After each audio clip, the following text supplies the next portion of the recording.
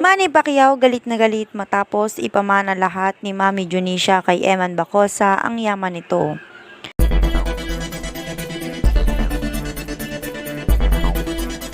Sa isang tahimik ngunit marangyang tahanan sa probinsya, biglang umugong ang balita na yumanig sa buong pamilya. Ipinamana raw ni Junisha Pacquiao na kilala ng marami bilang Mami Junisha ang halos kabuuan ng kanyang kayamanan sa isang taong hindi inaasahan, si Eman Bacosa. Nang makarating ang balitang ito kay Manny Pacquiao, hindi niya mapigilang magalit.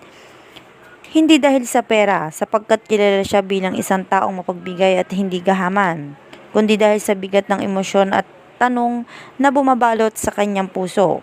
Bakit? Ang paulit-ulit niyang tanong sa sarili. Lumaki si Manny na malapit sa kanyang ina. Sa kabila ng kanyang kasikatan at tagumpay sa buong mundo, nananatili siyang isang anak na naghahangad ng pagmamahal at pagkilala mula sa kanyang pamilya.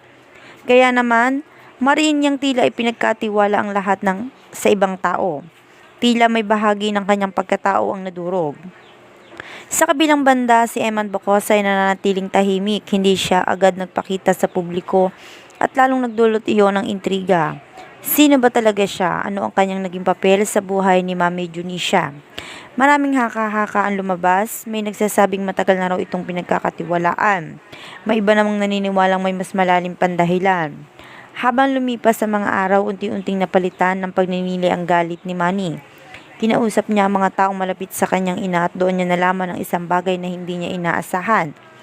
Sa mga huling taon pala ng buhay ni Mami Junisha, si Eman ang laging nasa tabi nito. Siya ang nag-aalaga, nakinig sa mga kwento at naging sandigan sa mga panahong malungkot at nag-iisa ang matanda.